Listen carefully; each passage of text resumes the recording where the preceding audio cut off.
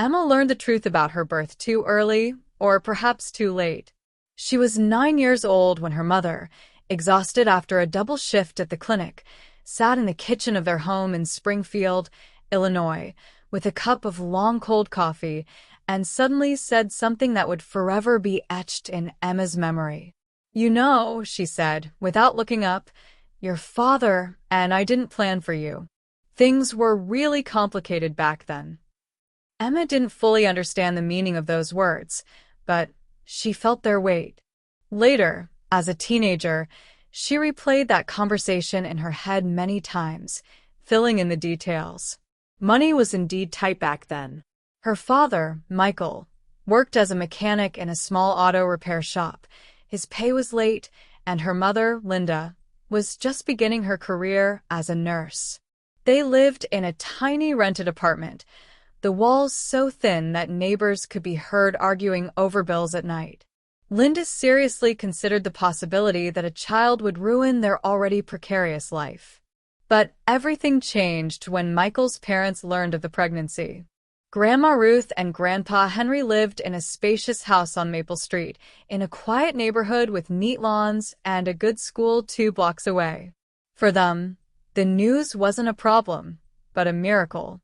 They insisted that the young family move in with them, and later registered the house in Michael's name, saying they didn't need much themselves. For Emma, this house remained a place of light and warmth, even years later. The first years of her life seemed almost like a fairy tale. Grandma picked Emma up from preschool, baked apple pies, and let her lick the dough spoon when Linda wasn't looking. Grandpa taught her to ride a bike, patiently running alongside her until she learned to balance herself. In the evenings, they read books aloud, and Emma fell asleep to Henry's calm, even voice, feeling safe. When Emma turned 6, she went to school, the same one 2 blocks away. Almost every day after school, her grandparents were waiting for her. Sometimes they bought ice cream, sometimes they simply went to the park and fed the ducks. These were moments in which there was no anxiety, only a sense that the world was kind and predictable. And then one night shattered everything. Emma woke to screams. At first, she thought it was a dream, but the voices were too real, too angry. Her parents were arguing in the kitchen. She couldn't make out the words, but the tone was terrifying. Then something like an accusation was heard, and her mother screamed back. She heard the sound of breaking glass. Emma quietly got out of bed and went to the window. She saw her father staggering out of the house. He was holding a bottle. Later, they would tell her it was bourbon. Back then, she simply saw him get into the car, rev the engine, and drive away, leaving black tire tracks on the asphalt. It was the last time she saw Michael alive. There was a knock on the door that morning. 2 police officers stood there, and the expression on their faces made Emma understand everything before they even said a word. Her father had died in a car accident, losing control on a country road. Linda collapsed to the floor, and Emma stood there, clutching the sleeve of her grandmother's sweater, wondering why the world had suddenly become so loud and empty. The funeral passed in a blur. Her father lay in the coffin, and Emma couldn't wrap her head around the fact that he would never open his eyes again. Her grandparents never left her side, holding her hands, as if afraid she would disappear if they let go. She didn't know then that they would soon disappear. After Michael's death, Linda changed.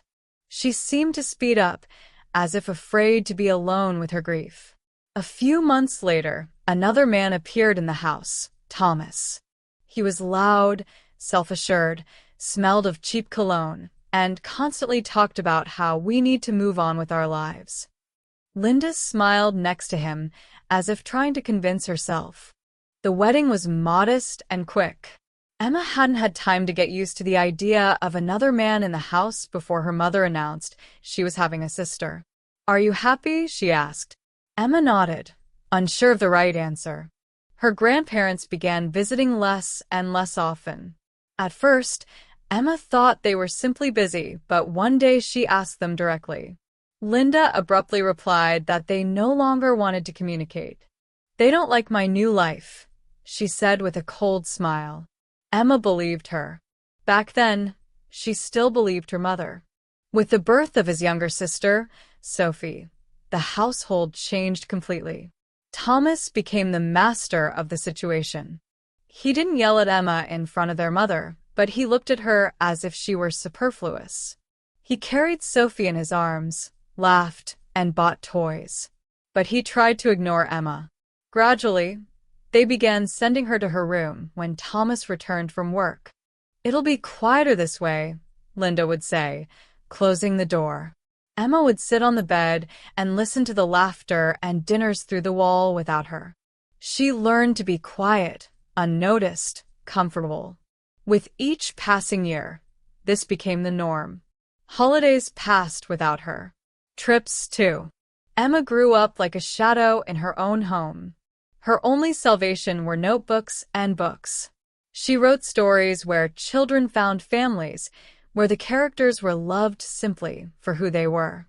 By the age of 12, Emma had almost stopped asking questions. She realized that the answers only hurt, but somewhere deep inside, a hope lingered, a foolish, stubborn one, that her grandparents would return one day, that her mother would remember who she once was, that the house on Maple Street would feel like home again.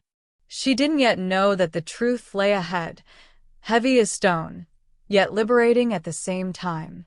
For now, Emma simply lived, day after day, in the shadow of other people's happiness, unaware that her story was only just beginning. By the age of 13, Emma had learned to measure time not by the clock, but by Thomas's footsteps in the hallway. By the way the floorboards creaked and the way the front door slammed shut, she knew what mood he was in. If his footsteps were heavy and quick, it was best to lie low. If he whistled, a rare occurrence, but it did happen, she could risk going into the kitchen for water. This strange survival system became as familiar to her as brushing her teeth in the morning. Emma's room was at the far end of the house. It had once been her grandparents' guest bedroom. It was now almost bare. A bed, a desk, and an old wardrobe with a door that didn't close properly. Linda took down the photographs of Ruth and Henry from the walls, saying it was time to update the decor. Emma hid one of them in a drawer. In the picture, her grandmother was holding her, both smiling, as if the world were simple and secure. The door to the room was increasingly locked, officially, to keep Emma out of the way, but in reality, to simply keep her out of the way. When Thomas was home, Linda hardly looked her daughter in the eye. It was as if she was constantly on guard, trying to anticipate her husband's wishes and defuse any irritation he might feel beforehand. Emma had become part of the problem that needed to be minimized. Sophie grew up quickly. She was loud, self-assured, accustomed to the world revolving around her. Emma didn't blame her sister. She knew no other life. But sometimes, watching Thomas toss Sophie to the ceiling, watching Linda laugh, Emma felt something inside her clench painfully. It wasn't jealousy, but a longing for something she'd never had. At school, Emma was a quiet girl with good grades. Teachers praised her for her diligence and neat essays. Her classmates barely noticed. She didn't attend birthday parties or invite anyone over. When someone asked why she always left right after class, Emma shrugged. Explaining was too difficult. Her world shrank to the size of her room and the pages of her notebooks.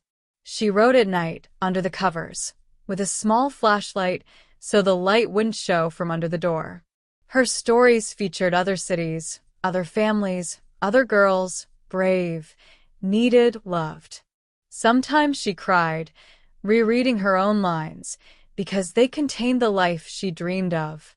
When Emma turned 15, Thomas said for the first time what had been hanging in the air for a long time. It happened at dinner. Emma sat quietly, trying to eat slowly and quietly. Thomas put down his fork and looked at Linda. "She's all grown up," he said, nodding toward Emma as if she weren't there.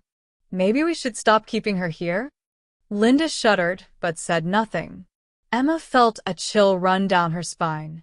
"I'm just saying," Thomas continued. "We're tight on money as it is. And well, she's not ours anyway." Emma stood up and went into her room without waiting for permission.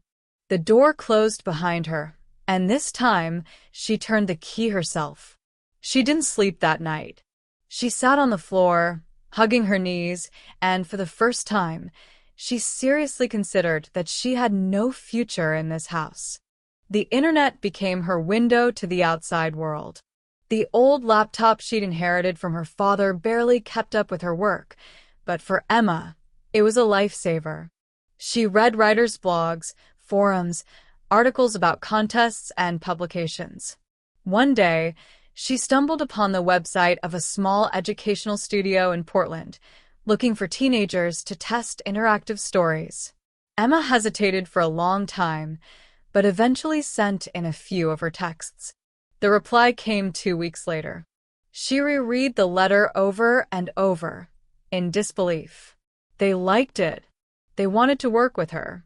At first, for free, as a volunteer, but with the prospect of payment. Emma agreed immediately. It was the first time someone outside of school had told her that her words had value. She worked nights, pretending to just sit and study during the day. Linda wasn't interested. Thomas was even less so. Emma began putting the money, albeit small, into a separate account, which she opened with the help of a school counselor. It was her secret plan, her ticket to freedom. By 17, she was earning more than she could have ever imagined. Not millions, but enough to feel confident. She wrote scripts for children's apps, short stories, and reading assignments. Sometimes her name would appear on the author list, and each time it felt like a small victory. One day, plucking up the courage, she told her mother. It happened during the day when Thomas was out. Linda was surprised at first, then delighted, and then, as if flipping a switch, she began talking about bills, debts, and how hard things were for them all. Emma listened and understood that her success here wasn't perceived as joy, but as a resource. The conversation ended with Linda gently but firmly making it clear, after school, Emma would have to move out. Sophie needed the room. "You can handle it," she said, avoiding his gaze. That night, Emma packed her backpack and put the most important things in it: documents, her laptop, a photo of her grandmother. She wasn't leaving yet, but she was already saying goodbye. The house on Maple Street was no longer home. It was simply a place where she lived for the time being. She stared at the ceiling and thought about the future.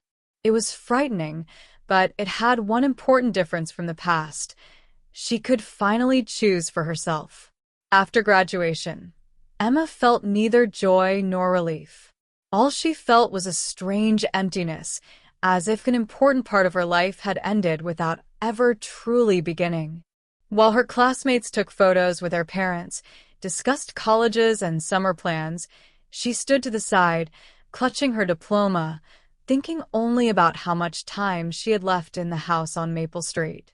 The next morning, Linda knocked on her room door, which was no longer locked. The key had disappeared somewhere in the last few months. Her mother was holding cardboard boxes. "I think we'd better not drag it out," she said with forced cheerfulness. "It'll be easier for everyone." Emma silently began packing. There was a frighteningly small amount: clothes, a few books, a laptop, notebooks of stories. The photo of her grandparents fell to the very bottom, like something fragile and precious. Sophie glanced into the room, assessed the space, and left without saying anything. Thomas wasn't home, and Emma was grateful for that. When the door closed behind her, the sound seemed final. Emma stood on the porch with 2 boxes and a backpack, unsure of where to go. The house that had once been full of laughter was silent. No parting words, no promises. She turned and walked away without looking back. Her first independent address was in Dayton, Ohio, a small studio apartment above a shuttered appliance store. The neighborhood was noisy, with the constant wail of sirens and the smell of cheap fast food. But the landlord didn't ask any questions, and the price was the only one Emma could afford. The apartment consisted of one room, a tiny bathroom, and a kitchen barely big enough for a stove. The window looked out onto the brick wall of the neighboring building. Emma set the boxes on the floor and, for the first time in years, allowed herself to sit down and simply cry. Not quietly, not holding back. The tears flowed naturally, washing away the fear, fatigue, and pain of the past years. She decided to postpone college. Not because she didn't want to, but because of reality. The money she earned was going toward rent, food, transportation, and internet. Any unexpected expense was devastating. One day, her laptop broke, and Emma was seriously afraid she would lose her only source of income. She took a part-time job at an all-night cafe, washing dishes at night and writing during the day. Work at the publishing studio intensified. An editor named Mark often wrote to her late at night, suggesting new projects. He praised her style, her ability to connect with children, and her storytelling. These letters were like a breath of fresh air. Someone saw her not as a burden, but as a talent. Over time, Emma got to know her neighbors. A girl named Lana, a sociology student, sometimes brought her food. A guy from the apartment across the street helped fix a leaky faucet. It wasn't a family, but something very similar. People who didn't ask for more and accepted without conditions. Almost a year passed. Emma learned to live frugally, budget every dollar, and not fear loneliness. She hardly thought about her mother. Memories of the house on Maple Street faded like an old photograph. The pain remained, but it had become dull, familiar. One evening, as Emma was returning from work, the phone rang. The number was unfamiliar. She wanted to hang up, but something made her answer. Emma? The voice was old, trembling, but strangely familiar. Her heart skipped a beat. It's Ruth, your grandmother. Emma stopped in the middle of the sidewalk. Cars sped past. Someone honked, but the world seemed frozen. I didn't find your number right away, her grandmother continued. Henry and I have been wanting to find you for a long time. They told us you were studying, that you were doing well, but I felt like that wasn't the whole truth. Tears welled up in her eyes again, but these were different tears this time. They agreed to meet. The next day, at a small cafe not far from her house. Emma stayed up all night, tidying up the apartment as if guests were coming specifically for her. She baked cookies using a recipe she found online, remembering how her grandmother used to do the same. When Ruth and Henry entered the cafe, Emma recognized them immediately, despite the wrinkles and gray hair. They had aged, but their gaze remained the same. Warm. Genuine. Why are you here? Henry asked quietly as they hugged. Why not in the house? Emma couldn't lie. The words poured out. About a room with a closed door. About money she'd never seen. About being thrown out. She spoke, and her grandmother cried, squeezing her hand. Henry remained silent, but his face grew harder. We sent money, he said finally. Every month. We thought you were provided for. The house was supposed to be yours. Emma looked at them, not understanding. And it was at that moment that her life took another sharp turn. Only this time, toward the truth. Emma didn't remember returning home after meeting her grandparents. She walked the streets of Dayton, oblivious to the storefronts and faces of passers-by. Henry's words, "The house was supposed to be yours," repeated in her head, haunting her. It sounded like a mistake, like a misunderstanding about to be cleared up. But the further she walked, the clearer it became. Her entire life had been built on a lie. The next day, Ruth and Henry came to her studio. They examined the small room with a malfunctioning heater, the kitchen with a table served as both a workspace and a dining area, and suddenly she felt unbearably ashamed. Not for herself, but for the fact that someone had allowed this to happen. Emma, her grandmother said softly, you shouldn't have lived like this. Then they told her everything, without embellishment, without attempting to soften the truth. On the night of Michael's death, he learned that Linda had been in a long-standing relationship with Thomas. Sophie was already conceived, and Michael wanted a divorce. He was planning to leave, to start over, but he never got around to that conversation. Alcohol, anger, the journey, it all came together. In his will, Michael left the house on Maple Street to Emma. Not to Linda. Not to their future family. The money Ruth and Henry transferred each month was intended solely for her upkeep and education. After she finished school, the payments increased. They were confident Emma would attend college. We believed your mother, Henry said, clutching his cane. That was our mistake.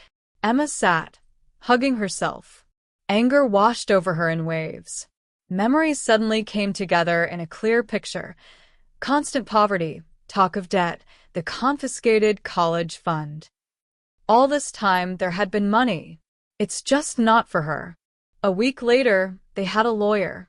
A middle-aged woman with a cold, focused gaze. She listened attentively, took notes, and asked precise questions. This isn't just a moral issue, she said. This is a serious financial violation and misappropriation of property. The trial Emma had both dreaded and anticipated had begun. Linda called her for the first time in months. Her voice was irritated, demanding. What are you doing? She screamed. Do you want to destroy the family? Emma remained silent. Everything had been destroyed long before. At the hearing, Linda and Thomas tried to portray Emma as ungrateful, troubled, a runaway. But the documents spoke louder than words. Bank transfers, the will, testimonies from neighbors who remembered how the girl had barely been seen in their yard for years. When the judge read the decision, Emma felt a strange calm. The house was being returned to her. The money, too. Linda and Thomas were being forced to vacate the apartment. Moving into the house on Maple Street was surreal. Emma walked from room to room, remembering her childhood, the smell of baked pies, her grandfather's books. She cried, not from joy, but from the loss of time that could never be regained. Ruth and Henry helped her enroll in college, not far from their future nursing home. Emma visited them often. They played board games, watched old movies, talked about Michael. She got to know her father anew, through their memories. But happiness proved fragile. Henry died suddenly of heart disease. Ruth lived another 2 months. When Emma stood by her bedside for the last time, her grandmother squeezed her hand and whispered, "Now live." Really, Emma was left alone, with the house, with the money, with the pain, but for the first time with the truth. After Ruth's funeral, the world became quiet. Not empty, quiet, like a room after a long conversation, when all the words have been said and all that remains is to live with their echoes. Emma returned to the house on Maple Street alone. The key turned in the lock easily, almost soundlessly, and there was something final in that simple gesture. Now there was no one here but her. For the first few weeks, she lived on autopilot.